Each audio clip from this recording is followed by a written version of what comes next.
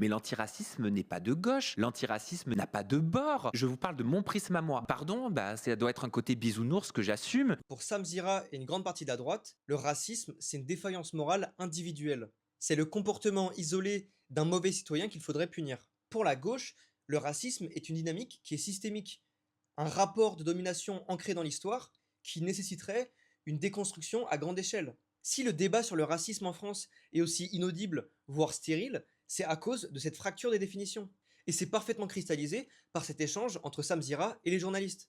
Même si le Rassemblement national avait organisé une marche contre le racisme, j'aurais dit c'est génial. Moi. Et je vous le jure, Google, on va régler des comptes, vous et moi. Samuel Zira, tu ne peux pas dire que l'antiracisme est une valeur universelle abstraite dont tout le monde peut se réclamer, dans la mesure où ça nécessite, ça implique des mesures concrètes. Sur les contrôles aux faciès, les discriminations à l'embauche, les politiques migratoires, ce que tu fais, c'est exactement ce que définissait Ernesto Laclau comme étant un signifiant vide.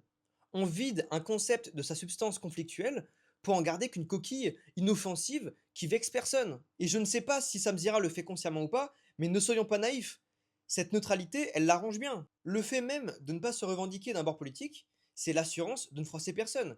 Et c'est une posture extrêmement rentable sur Internet et même en général.